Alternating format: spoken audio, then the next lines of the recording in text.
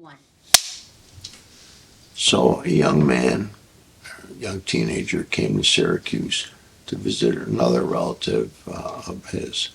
So while being in Syracuse, they were all walking about, and another gang of kids, 7 or 8 in total, and they just decided to beat this kid up and for no indiscriminate reason. And while doing so, they virtually almost killed him. He had it brought in for a surgery, then a second surgery. In doing so, and part of his skull had to be taken off. So they wound up giving him a hockey helmet to wear because just the slightest graze of his head what could have cost him his life. And so therefore he wound up wearing that hockey helmet wherever he went. And then he went back home. He came back to Syracuse because the surgeon was a notable, very well-known surgeon, and so they wanted him to do the secondary operation, which in fact he did.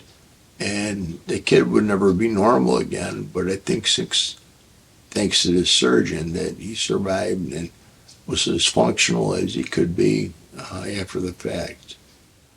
Once I was handed the case, after going through the dynamics of what was in the report, I figured out a couple of people to talk to, and they, in fact, gave me the name of a couple of different teenagers. It was a difficult case because of their age. We had to have the parents at least consent for them to be interviewed, and the parents were enough that they figured their kids could never do anything like that, and wrong. They did do something like that, and several of them came in and were able to be interviewed based on the fact that one of them was 18 and 19, but the rest of them that were 15, 16, and 17, we could not.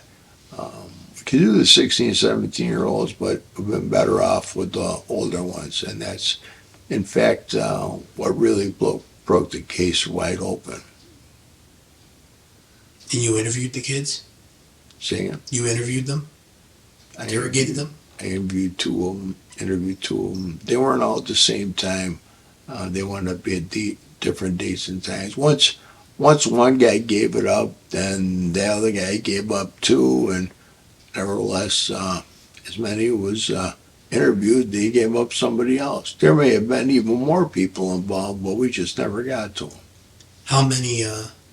How long did it take you to crack it, to get them to confess?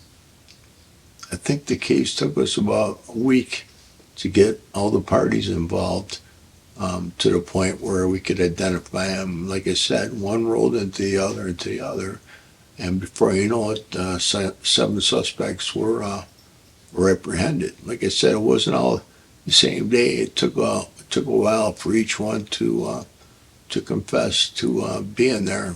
Based on their age, it wasn't difficult, but to get them to grab a hold and tell you who their cohorts were that committed this crime was it's just awful hard to do.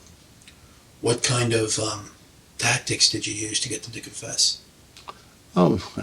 Basically a tactic you use all the time. You're never going to guess what so-and-so said to me, or you're never going to guess what one of the guys' name was Tyrell. He says, Tyrell, he knew about this, but he says it was you that did it. Fuck that. It was him and another guy. So they turn them against each other. Exactly. And so when I went to them, well, he said it was you and Tyrell. No, it wasn't me and Tyrell. They gave up 2 different names. And when I took those 2 different names, I wound up finding the third name, and that name gave us the other 2 names. So it was just basically doing that. Fantastic. What was the reaction from the victims' parents? I imagine they were very grateful. Yeah, they were extremely grateful to us, and they couldn't do enough for us as far as making sure that people knew, that people in the other parts of the family knew, and friends and so forth. So we got a lot of attaboys out of that.